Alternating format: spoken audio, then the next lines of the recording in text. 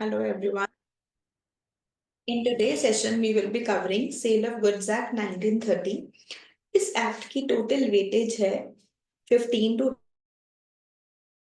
20%। आपको इस टॉपिक में से एक कंपल्सरी क्वेश्चन आएगा एंड 3 to 4 क्वेश्चंस आप लोगों को और अटेम्प्ट करने होंगे। हम इस सेशन में आईएसआई स्टडी मटेरियल का each and every word cover करेंगे।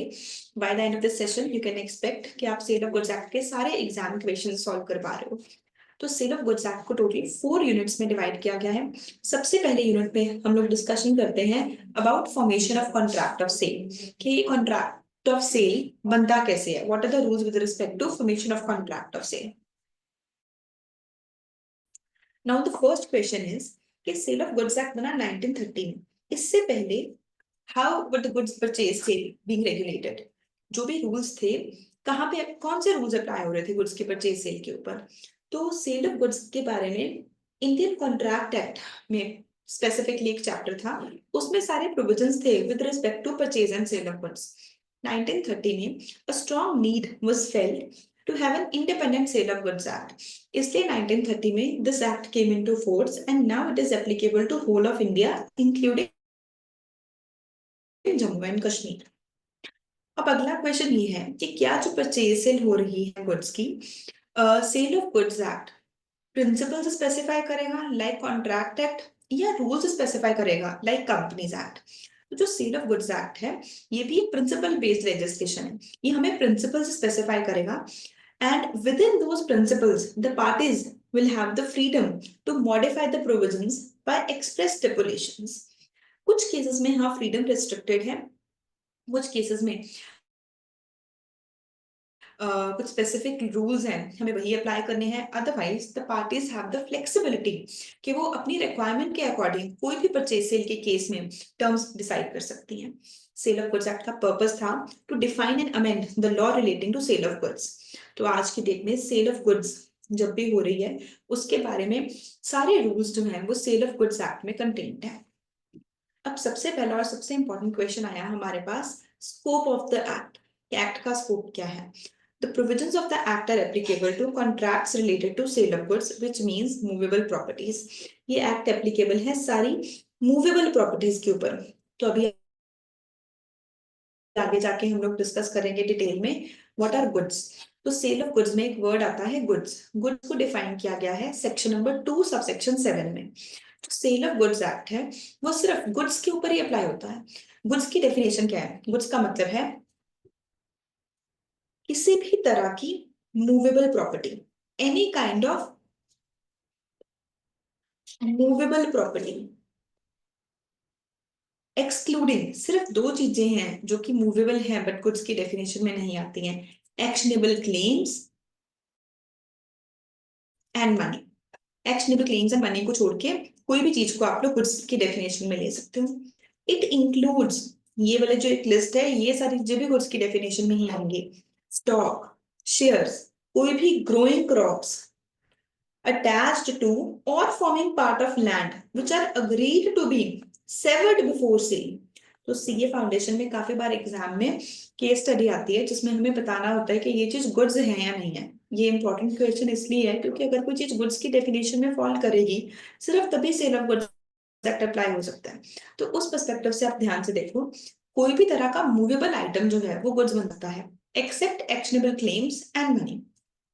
एंड अगर कोई चीज लैंड का पार्ट है तो वो हुई इमूवेबल। बट अगर कोई चीज लैंड का पार्ट है, टू और forming part of land but agreed to be severed, to be separated before the completion of contract of sale, उससे भी हम लोग कहाँ पे कवर करेंगे? गुड्स की डेफिनेशन में कवर करेंगे। Also as we have studied in our regular classes, FDR and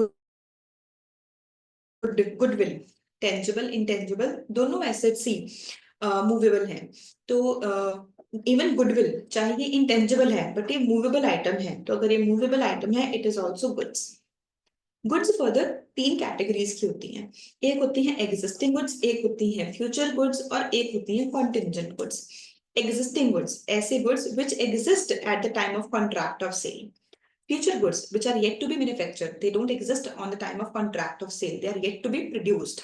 Contingent goods तो कॉन्टिजेंट वर्ड का मतलब ही क्या होता है, जो किसी चीज के ऊपर डिपेंडेंट हो। तो कॉन्टिजेंट गुड्स एक ऐसी गुड्स हुई जिसकी एक्विजिशन डिपेंडेंट है ऑन हैपनिंग और non happening of an event. Further अभी जब हम एक्ट को डिटेल में पढ़ेंगे तो हम देखेंगे कि सेक्शन नंबर 6 में डिस्कशन की गई है एग्जिस्टिंग गुड्स के बारे में और कॉन्टिजेंट गुड्स के बारे में। तो सेक्शन नंबर 6 ने हमें एक्सप्लेन किया एग्जिस्टिंग गुड्स क्या होती हैं एंड कॉन्टिजेंट गुड्स क्या होती हैं। फर्दर एग्जिस्टिंग गुड्स जो है वो तीन तरह की होती हैं, एक होती है स्पेसिफिक गुड्स, एक होती है असर्टेन गुड्स और एक है uncertain goods. Specific goods which have been identified and agreed at the time of contract of sale. Certain goods which are identified as per agreement after the contract of sale. Uncertain goods which have not been identified. These are defined only by description or symbol. So आप लोगों को ध्यान होगा हम लोगों ने class में cover किया हुआ है कि जिसमें मेजरमेंट एक्सेट्रा पेंडिंग है, ऐसी गुड्स को हम लोग अनसर्टेन गुड्स कैटेगराइज करते हैं फॉर केस स्टडीज। तो पहला वर्ड जो हमने डिस्कस किया that is goods. Now, the act is not applicable for sale of immovable properties. Immovable properties के लिए transfer of property act apply होता है। जो जनरल प्रोविजंस है इंडियन कॉन्ट्रैक्ट एक्ट की वो सब सेम अप्लाई होंगी contract of sale of goods पे भी, unless they contradict with each other. अगर कोई भी कॉन्ट्राडिक्शन होगी तो सुपरसीड करेगा सेल ऑफ गुड्स। कोई भी अगर ऐसा वर्ड आता है जो कि इस एक्ट में डिफाइंड नहीं है तो हम फिर से सपोर्ट लेंगे इंडियन कॉन्ट्रैक्ट एक्ट का। अगर कोई कस्टम्स या यूजेजेस हैं जो कि पार्टीज को बाइंड करती हैं, अगर वो कस्टम्स रीजनेबल हैं और पार्टीज को पता है तो उस केस में वो भी अप्लाई होंगी at the time of entering into contract of sale. So अभी तक हम लोगों ने क्या कवर किया, हम लोग फर्स्ट यूनिट पढ़ रहे हैं formation of contract of cell.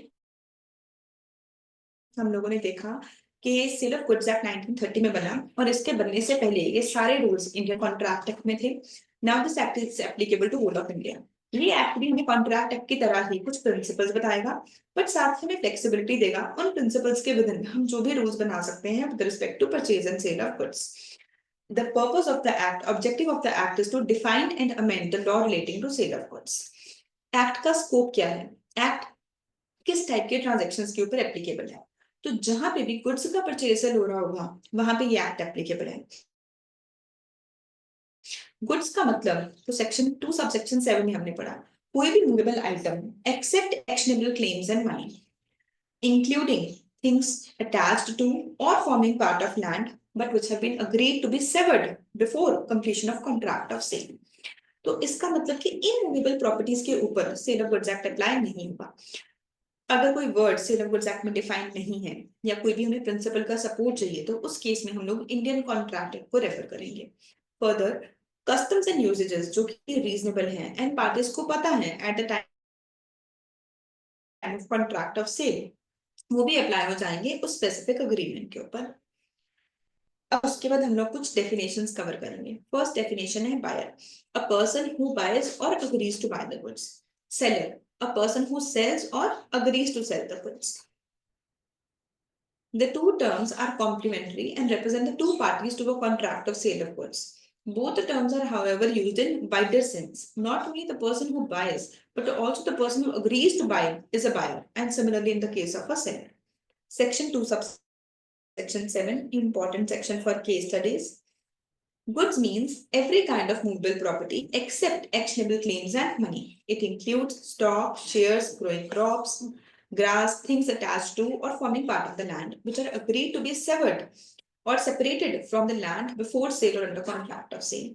Actionable claims, which can only be enforced by an action or a suit. For example, a debt is not a movable property.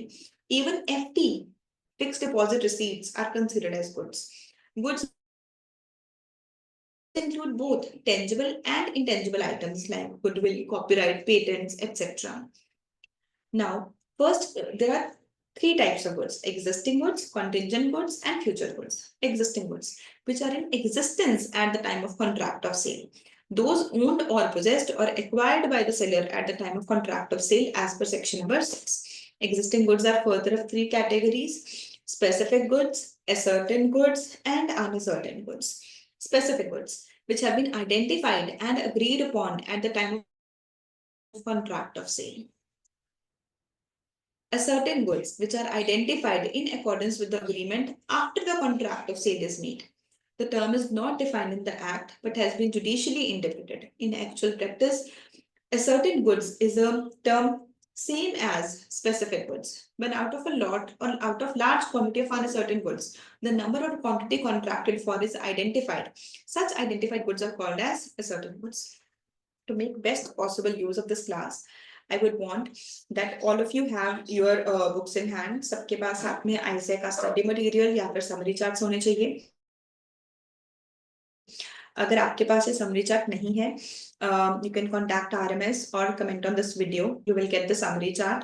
उसके साथ आप इस सेशन का मैक्सिमम बेनिफिट ले पाओगे. जहां पे भी आपको लगे कि कोई कॉन्सेप्ट फास्ट एक्सप्लेन हुआ है, पॉज द वीडियो, आप बुक से टॉपिक को अच्छे से पढ़ो. द पर्पज इज कि after going through the class आपको सेल ऑफ गुड्स एक्ट अच्छे से आता है, सारे प्रोविजन समझ आए हैं, प्लस आपको सारे प्रोविजन याद हो गए हैं.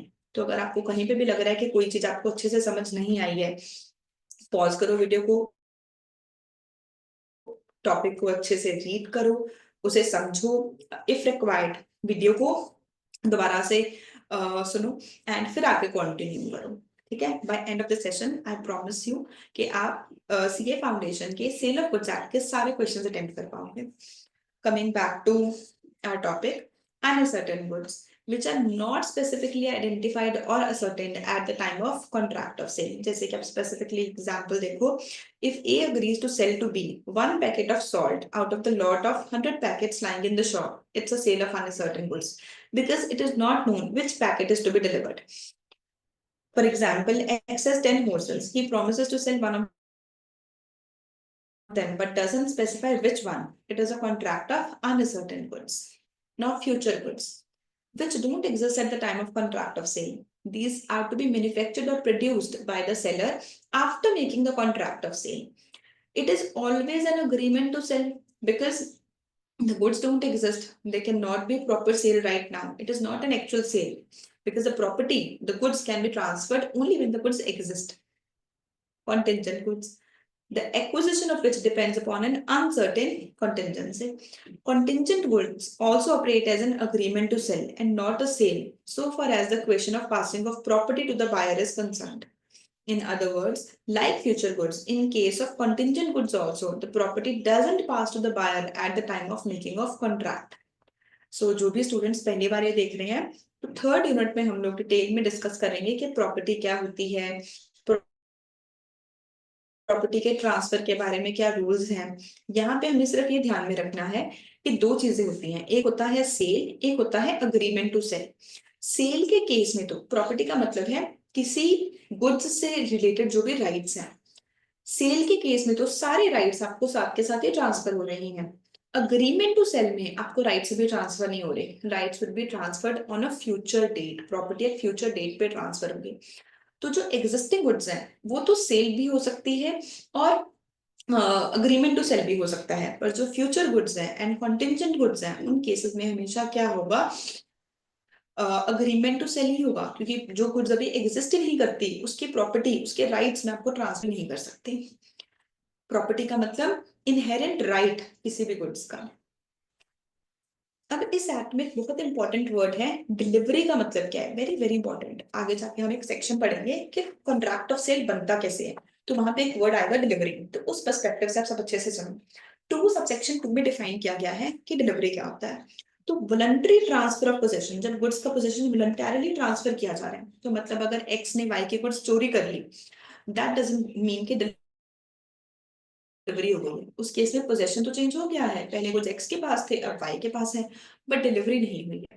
डिलीवरी कब होगी, voluntary transfer of possession. Delivery of goods can be made by doing anything which has the effect of putting the goods in possession of the buyer. ऐसा कुछ भी करना जिससे गुड्स का पोजेशन बायर के पास चला जाए, वॉलंटरली चला जाए, या बायर या उसके ऑथराइज्ड पर्सन के पास. डिलीवरी 3 तरह की हो सकती है. आपको इस टॉपिक में से भी केस स्टडी आ सकती है. Delivery can be actual, constructive और सिंबॉलिक. एक्चुअल डिलीवरी क्या होगी, जब भी गुड्स फिजिकली डिलीवर किए जा रहे हैं बायर को, that is actual delivery. Constructive delivery, when transfer of goods is affected without any change in the custody or actual position of the thing. जो गुड्स हैं वो फिजिकली जहां पर पहले थे अभी भी वहां पर ही है, कस्टडी में कोई भी चेंज आया ही नहीं है, बट अटॉर्नमेंट, एक्नॉलेजमेंट के बेसिस पे जो राइट है वो एक पर्सन से दूसरे पर्सन को ट्रांसफर हो रहा है. To better understand this, consider this example where a warehouse man holds the goods of A, agrees to hold them on behalf of B at A's request. That means there is constructive delivery. It takes place when a person in possession of the goods belonging to the seller acknowledges to the buyer that he hold the goods on buyer's behalf. Symbolic delivery, when there is a delivery of a thing in token of transfer of something else. So token is the main word. जब goods physically एक जगह से दूसरी जगह नहीं जा रही, but something else is being transferred which represents that goods have been transferred. For example, keys of a warehouse, bill of lading, railway receipt. Goods are said to be in a deliverable state when they are in such a condition that the buyer would under the contract be bound to take delivery of them.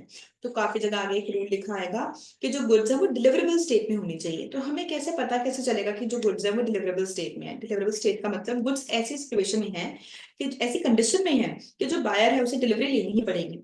He can not find a deficiency in it. Now what is document of title to goods? तो bill of lading, dock warrant, warehouse keeper certificate, wharfinger certificate, railway receipt, ऐसे कुछ documents का reference दिया गया है. कहते हैं ऐसे कोई भी documents, multi modal transport document or order for the delivery of goods and any other document which is used in ordinary course of business as proof of possession. ऐसी कोई भी चीज जो कि ऑर्डिनरी कोर्स ऑफ बिजनेस में use की जा रही है जिससे पता चलता है कि आप के पास वैलिड पोजेशन है, तो हम लोग क्या बोलते हैं? डॉक्यूमेंट ऑफ टाइटल बोलते हैं. वैलिड पोजेशन है या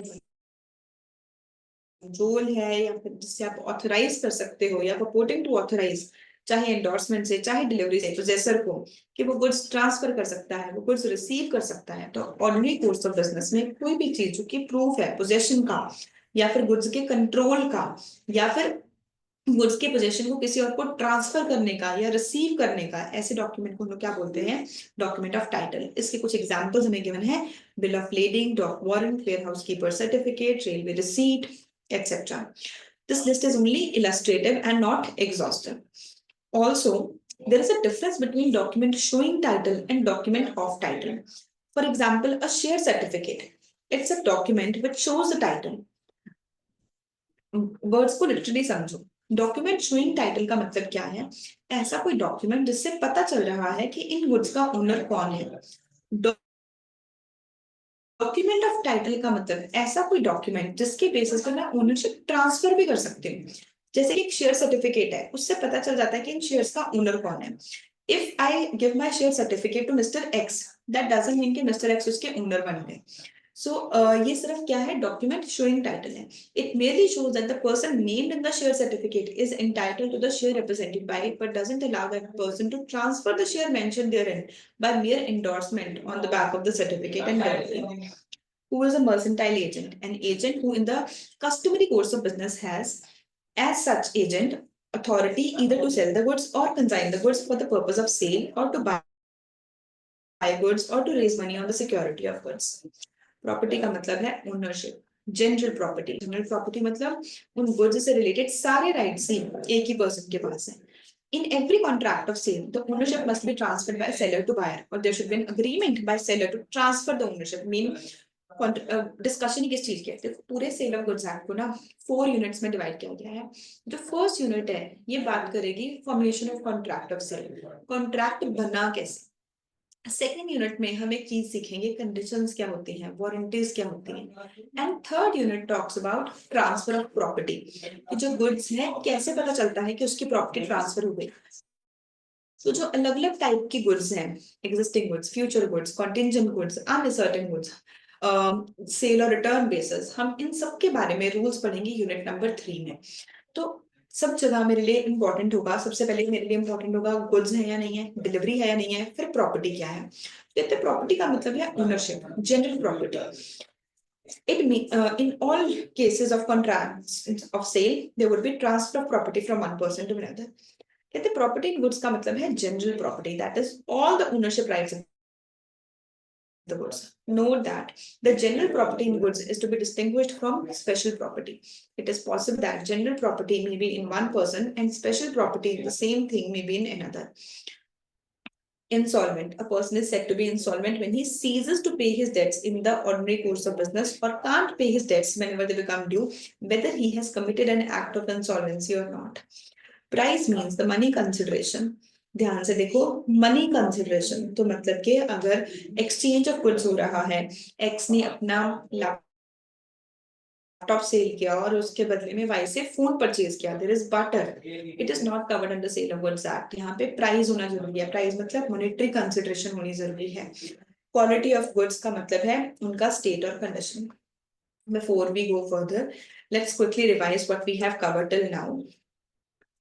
तो सबसे पहले हमने देखा कि सेल ऑफ गुड्स एक्ट बनने से पहले इसके सारे रूल्स कंटेन थे इंडियन कॉन्ट्रैक्ट एक्ट में। ये 1930 में बना, पूरे इंडिया के ऊपर एप्लीकेबल है।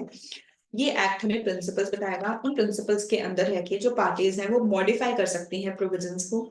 इस एक्ट का पर्पस था define and amend the law relating to sale of goods.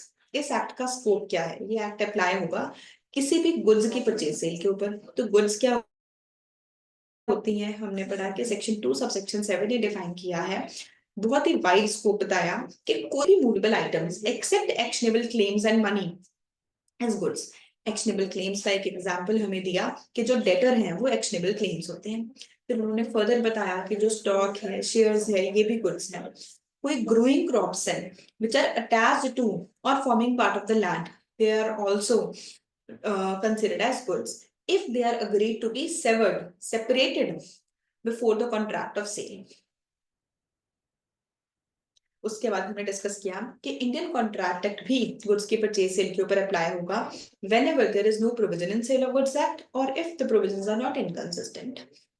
Next, customs and usages भी अप्लाई होंगे अगर वो पार्टीज को पता है और वो रीजनेबल है। फिर हम लोगों ने डेफिनेशन कवर की। Buyer means a person who buys or agrees to buy. Seller means a person who sells or agrees to sell the goods. Goods and other related terms, तो हमने पहली डेफिनेशन गुड्स की revise की। 3 categories आ गई हमारे पास। Existing goods जो कि exist करती हैं at the time of contract of sale, future which are yet to be manufactured, contingent the acquisition of which is dependent on happening or non happening of an event. Existing goods further 3 categories की होंगी। Specific, identified and agreed at the time of contract of sale. Ascertained, after the contract of sale these are being identified. Unascertained, which have not been identified yet, contract has been entered on the basis of description or sample. Delivery, 2 subsection 2, voluntary transfer of possession from one person to another. Delivery can be of 3 types. Actual, goods are being physically delivered to the buyer. Constructive, there is no change in the custody, the delivery is by atonement, acknowledgement, third party acknowledges. Symbolic delivery, delivery of a thing in token of transfer of something else. For example, keys of a warehouse, bill of lading or railway receipt. Now the next and very important topic is section number 4. Section number 4 में हम लोगों ने cover करना है। अच्छा, please comment. Do you guys like the session? Would you want me to make more such videos? तो please motivate me, मुझे बताओ आपको ये सेशन कैसा लगा एंड कमेंट्स के थ्रू ये भी बताओ आपको कौन से टॉपिक पे रिविजन वीडियो चाहिए। नेक्स्ट टॉपिक है हमारे पास सेक्शन नंबर 4। सेक्शन नंबर 4 का नाम है sale and agreement to sale. तो सेक्शन नंबर 4 में हम लोग जो कि इस एक्ट की जान है ये सीखेंगे कि कॉन्ट्रैक्ट ऑफ सेल बनता कैसे है, उसमें क्या क्या रूल्स अप्लाई होते हैं। तो मैंने एक छोटा सा चार्ट बनाया है जिसमें इस सेक्शन के सारे रूल्स कवर किए हैं। तो कहते हैं जो कॉन्ट्रैक्ट ऑफ सेल है ना, वो सेलर और बायर के बीच में एक कॉन्ट्रैक्ट है। सेलर बायर को प्रॉमिस कर रहा है कि मैं तुम्हें गुड्स की प्रॉपर्टी ट्रांसफर करूंगा, और जो बायर है वो सेलर को प्रॉमिस कर रहा है कि मैं तुम्हें इसके लिए प्राइस पे करूंगा। प्राइस का मतलब है कि या तो वो कैश में पे करेगा, कैश का एग्जिस्ट करना जरूरी है, बट दैट डजंट मीन कि काइंड में नहीं हो सकता। कैश प्लस काइंड भी अलाउड हो सकता है, ओनली काइंड में नहीं हो सकता। अगर ओनली काइंड में है that is barter. Barter sale of goods act में कवर नहीं है। फॉर एग्जाम्पल, मैंने पुराने रेफ्रिजरेटर के बदले में न्यू रेफ्रिजरेटर परचेज किया, sale of goods act is not applicable. मैंने पुराने रेफ्रिजरेटर के बदले में न्यू रेफ्रिजरेटर परचेज किया प्लस कुछ अमाउंट कैश में पे की, sale of goods act is applicable.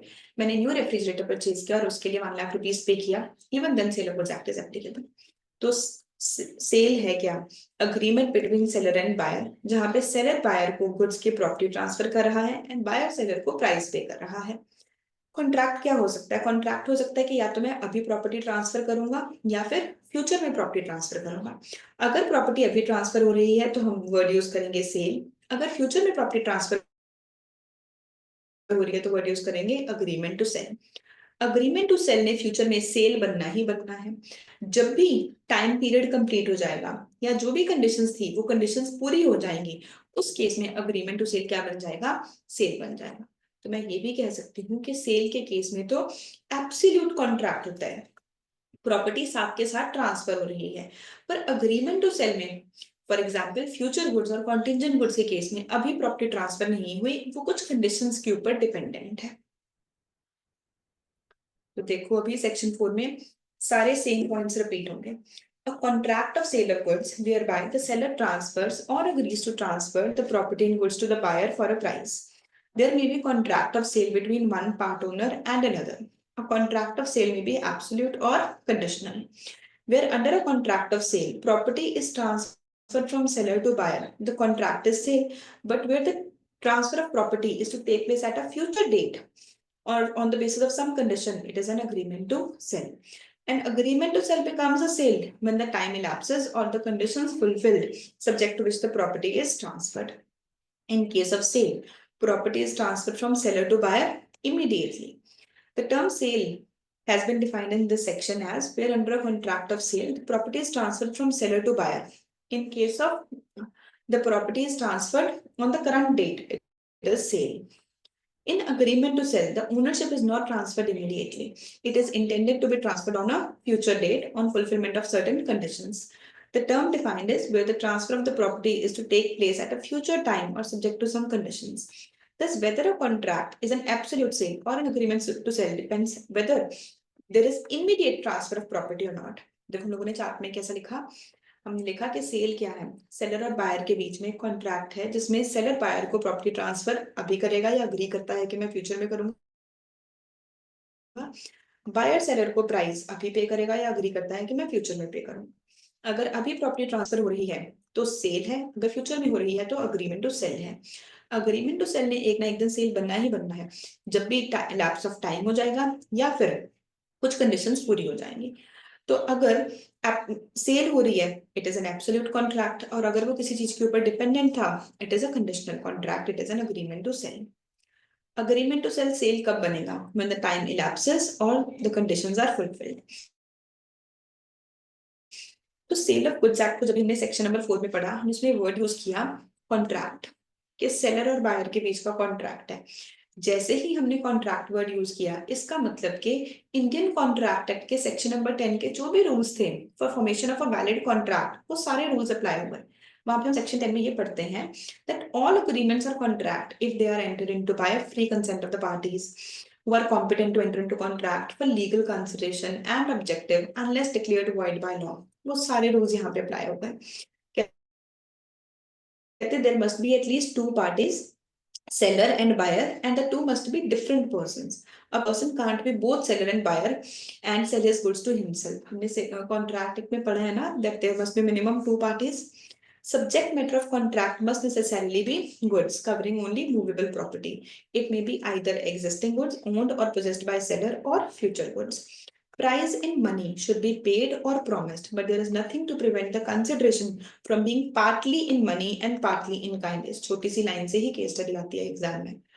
A transfer of property from seller to buyer must take place. The contract of sale is made by an offer to buy or sell the goods for a price by one party and acceptance by other. Contract of sale may be absolute or conditional. All other essential elements of valid contract must be present in the contract of sale. Now, please quickly read the differences between sale and agreement to sell. You might be asked in exam. हम एक बार quickly read करेंगे। Transfer of property, cell के case में immediate transfer होगा, agreement to sale के case में future date पे या कुछ कंडीशंस के पूरे होने पे। सेल के केस में ये एक एग्जीक्यूटेड कॉन्ट्रैक्ट है, दोनों पार्टीज की ड्यूटी पूरी हो गई है। अग्रीमेंट टू सेल के केस में एग्जीक्यूटरी है क्योंकि अभी प्रॉपर्टी ट्रांसफर नहीं हुई है। In case of sale, if there is breach, the seller can sue the buyer for price because goods की प्रॉपर्टी ट्रांसफर हो चुकी है। But in case of agreement to sale, ना कि मैं सिर्फ बायर को स्यू कर सकती हूँ अपने प्राइस को रिकवर करने के लिए, मैं गुड्स की डिलीवरी भी स्टॉप कर सकती हूँ, मेरे पास कुछ और राइट्स भी हैं जो कि हम अनपेड सेलर टॉपिक में पढ़ेंगे। The aggrieved party can sue for damages only and not for price unless the price was, sorry I interpreted it wrongly, मैंने इसे इंटरप्रेट किया remedies for breach by buyer, but यहाँ पे बात हो रही है किसी और पर्सपेक्टिव से। कहते सेलर बायर को स्यू कर सकता है फॉर रिकवरिंग द प्राइस क्योंकि प्रॉपर्टी ट्रांसफर हो चुकी है। अग्रीमेंट टू सेल के केस में अग्रीव्ड पार्टी सिर्फ डैमेजेस मांग सकती है, प्राइस नहीं मांग सकती क्योंकि प्रॉपर्टी ट्रांसफर नहीं हुई है। Liability of parties, subsequent loss और डिस्ट्रक्शन, तो हम लोग एक लाइन पढ़ेंगे सेक्शन नंबर 26 में ये लिखा गया है, risk prima facie passes with the property, which means कि जब प्रॉपर्टी ट्रांसफर हो गई सेलर से बायर को तो रिस्क भी सारे ट्रांसफर हो गई। इसका मतलब ये है कि जब प्रॉपर्टी ट्रांसफर हो गई अब उन गुड्स से अगर कोई भी बेनिफिट होगा या उसका कोई भी लॉस होगा तो जो बायर है अब वो उसे लॉस होगा। तो लायबिलिटी ऑफ पार्टीज, अगर कोई भी लॉस हो जाता है सेल के बाद वो लॉस किसका होगा, बायर का। पर अग्रीमेंट टू सेल के केस में लॉस किसका होगा, सेलर का, क्योंकि प्रॉपर्टी तो अभी ट्रांसफर ही नहीं हुई है। सो बिल्कुल सेम पॉइंट को अलग तरीके से लिखा गया। बर्डन ऑफ रिस्क, सेल के केस में जो रिस्क है लॉस का वो बायर बियर करेगा, अग्रीमेंट टू सेल के केस में सेलर बियर करेगा। बिकॉज ऑफ दिस, ये सेम पॉइंट को कहने का अलग तरीका, सेल के केस में जस्ट इन रेम होता है बट अग्रीमेंट टू सेल के केस में जस्ट इन पर्सोनम होता है। सेल के केस में जो सेलर है वो गुड्स को सेल नहीं कर सकता क्योंकि प्रॉपर्टी ट्रांसफर हो गई है, अब सिर्फ बायर सेल कर सकता है। अग्रीमेंट टू सेल में कुछ स्पेसिफिक केसेस में कर सकता है। अगर इंसॉल्वेंट हो जाए seller, the official assignee will not be able to take over the goods but he will recover the price from the buyer. But in agreement to sale, अगर सेलर इंसॉल्वेंट हो गया है तो प्रॉपर्टी तो transfer नहीं हुई है, तो जो सेलर का ऑफिशियल असाइनी है वो गुड्स के ऊपर कंट्रोल एक्सरसाइज करेगा। In case of insolvency of buyer, जो ऑफिशियल असाइनी है बायर का उसका पूरा कंट्रोल होगा, but in case of agreement to sale जो ऑफिशियल असाइनी है बायर का उसका कोई भी कंट्रोल नहीं होगा क्योंकि इंसॉल्वेंट होने के बाद अग्रीमेंट टू सेल जो है वो वॉइड हो जाएगा। अब उसके बाद ये जो नेक्स्ट टॉपिक है आपको डिफरेंसेस की फॉर्म में, थ्योरी क्वेश्चन की फॉर्म में भी आ सकता है और केस स्टडी के फॉर्म में भी, यहाँ पे हम लोग कवर करेंगे। We will distinguish sale from some other types of contracts. तो सबसे पहला टाइप है हमारे पास हायर परचेज। जो कॉन्ट्रैक्ट ऑफ सेल है वो रिजेंबल करता है कॉन्ट्रैक्ट ऑफ हायर परचेज को बहुत क्लोजली, क्योंकि जो दोनों का रियल ऑब्जेक्टिव है that is ultimately transfer of goods. But जो हायर परचेज अग्रीमेंट्स है ना ये कवर होते हैं हायर परचेज एक्ट में। हायर परचेज अग्रीमेंट का मतलब है एक ऐसा अग्रीमेंट जिसमें गुड्स जो है वो let on hire and under which the hirer has an option to purchase them in accordance with the agreement ऑफ द अग्रीमेंट। The possession is transferred by the owner to a person on the condition that such person pays the agreed amount in periodical installments and property is to pass on the payment of last installments। जब last installment पे की जाएगी तब property transfer होगी। The person has a right to terminate the agreement at any time before the property so passes। So in case of sale, the property transfers immediately। तो मतलब कि मुझे कभी भी समझना है कि कोई चीज सेल है या नहीं, मुझे बेसिकली सेक्शन नंबर 4 अप्लाई करना है। सेक्शन नंबर 4 ने क्या बोला कि एक तरफ सेलर खड़ा है एक तरफ बायर खड़ा है। सेलर बायर के साथ कॉन्ट्रैक्ट कर रहा है कि गुड्स की प्रॉपर्टी ट्रांसफर होगी एंड बायर सेलर को प्राइस पे करेगा। जो गुड्स की प्रॉपर्टी ट्रांसफर होगी सेल के केस में इमीडिएटली ट्रांसफर हो जाएगी, अग्रीमेंट टू सेल के केस में एक फ्यूचर डेट पे होगी, शायद कुछ कंडीशंस पूरी करने पे या कुछ टाइम लैप्स पे।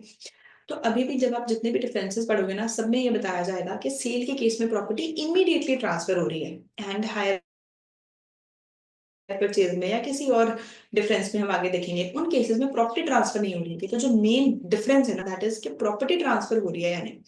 तो सेल में प्रॉपर्टी इमीडिएटली ट्रांसफर हो जाती है, बट हायर परचेज में प्रॉपर्टी कब ट्रांसफर होती है, on payment of last installment. Sale के केस में जो बायर है वो गुड्स का ओनर बन जाता है, बट हायर ओनर तब बनता है जब वो लास्ट इंस्टॉलमेंट पे कर दे। The buyer can't terminate the contract and he is bound to pay the price। Contract terminate होता कर किया जा सकता है या नहीं। हायर परचेज के केस में जो हायरर है उसके पास ऑप्शन है, वो गुड्स को परचेज भी कर सकता है या फिर हम एक हायर अग्रीमेंट भी अज्यूम कर सकते हैं, but in case of sale he has to pay the burden of risk of insolvency of buyer। The seller takes the risk of any loss resulting from insolvency of buyer, but in case of hire purchase the hirer doesn't have to bear any risk। Transfer of title. The buyer can pass a good title to a bona fide purchaser. The hirer can't pass any title even to bona fide purchaser. Resale. The buyer and sale can resell the goods. The hire purchaser can't resell unless he has paid all the installments. Next question है, what is the difference between sale and bailment? तो bailment का मतलब होता है section number 148 of Indian contract act के according कि goods की delivery की जा रही है एक स्पेसिफिक पर्पस के लिए और उस पर्पस की कंप्लीट होने के बाद गुड्स को रिटर्न कर दिया जाएगा when the purpose is accomplished, चाहे तो बेलर को या फिर as per directions of bailor. तो कॉमन चीजें क्या है, सेल में भी डिलीवरी है एंड बेलमेंट में भी डिलीवरी है। सेल भी गुड्स की होती है, बेलमेंट भी गुड्स की ही होती है। बट यहाँ पे बेलमेंट में स्पेशल पॉइंट क्या है कि हम गुड्स की डिलीवरी सिर्फ एक स्पेशल पर्पस के लिए कर रहे हैं, उसके बाद गुड्स रिटर्न कर दी जाएंगी। तो यहाँ पे प्रॉपर्टी ट्रांसफर नहीं हो रही है। यहाँ पे प्रॉपर्टी ट्रांसफर होती है सेल के केस में, जनरल प्रॉपर्टी ट्रांसफर हो जाती है इमीडिएटली। बेलमेंट के केस में हम किसी पर्सन को गुड्स दे रहे हैं सिर्फ एक स्पेसिफिक पर्पस के लिए, सिर्फ पोजेशन दे रहे हैं, प्रॉपर्टी नहीं दे रहे। सेल के केस में गुड्स रिटर्न नहीं करनी होती। पेमेंट के केस में बहुत इंपॉर्टेंट है कि गुड्स रिटर्न की जा रही है बायर को या फिर बायर की डायरेक्शंस के अकॉर्डिंग। यहाँ पे कंसिडरेशन सिर्फ मॉनेटरी फॉर्म में हो सकता है। बेलमेंट के केस में तो कंसिडरेशन कंपल्सरी ही नहीं है, consideration may or may not be there, it can be a gratuitous or a non gratuitous contract.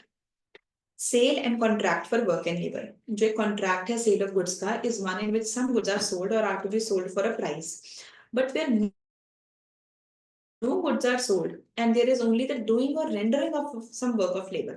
ऐसा कोई भी कॉन्ट्रैक्ट जहां कोई पर्सन किसी को कोई गुड्स दे ही नहीं रहा है, सेक्शन 2 सब सेक्शन 7 के अकॉर्डिंग कोई गुड्स एग्जिस्ट ही नहीं करती हैं, सिर्फ क्या बात हो रही है, कोई वर्क ऑफ लेबर की बात हो रही है, then the contract is only of work and labor and not sale of goods। For example, if Mr. X gives his gold to a goldsmith for preparing an ornament, this is a contract of work and labor। Next हमारे पास है section number 5, contract of sale किस तरीके से बनता है। Contract of cell कहते हैं एक पर्सन दूसरे पर्सन को ऑफर देगा टू सेल द गुड्स और purchase the goods for a price and एक पर्सन उसे एक्सेप्ट करेगा। बिल्कुल सेम जो हमने कॉन्ट्रैक्ट एक्ट में सीखा था। गुड्स की इमीडिएट डिलीवरी हो सकती है, इमीडिएट पेमेंट हो सकती है, या फिर इमीडिएट डिलीवरी हो सकती है गुड्स की या इमीडिएट पेमेंट हो सकती है प्राइस की, but it may be agreed that delivery will be at some future date। There may be immediate delivery and an immediate payment, or it may be agreed that delivery or payment both are to be made in installments or at future date। तो आप कोई भी permutation and combination लगा सकते हो delivery के बारे में और प्राइस के बारे में। जरूरी कि गुड्स की डिलीवरी अभी हो, जरूरी नहीं कि प्राइस अभी पे हो, जरूरी नहीं कि लमसम में हो, इंस्टॉलमेंट्स में भी हो सकता है। Section number 6 linked with 2 subsection 7। The goods which form the subject matter of contract of sale can be either existing goods that are acquired, owned or possessed by seller or future goods। There may be a contract for sale of goods, acquisition of which depends upon a contingency। There may be a contract of sale where the seller purports to affect the present sale of future goods। Such contract operate as an agreement to sell। Now, very important sections। What happens if the goods perished? If the subject matter of the contract of sale perishes। अब सबसे पहले तो perish word का मतलब ही क्या है। Perish का मतलब है the goods have perished completely, they don't exist, or they are so damaged that they no longer answer to the description of the contract। They are so damaged that they no longer answer to the description of the contract। For example, A ने B से promise किया कि मैं आपको अपना laptop cell करूंगा, but before he could deliver the laptop चोरी हो गया, मतलब गुड्स पेरिश ही हो गई, डिस्ट्रॉय हो गया बाय फायर, तो गुड्स पेरिश ही हो गई। या फिर लेट्स से लैपटॉप गिर गया और टूट गया, so the laptop is so damaged that it doesn't answer to the description given in the contract. तो अगर गुड्स ऐसे पेरिश हो जाएं तो ये लॉस किसका होगा। अगर सेल कंप्लीट हो चुकी थी तो उसके बाद तो कोई डाउट ही नहीं है, risk prima facie passes with property.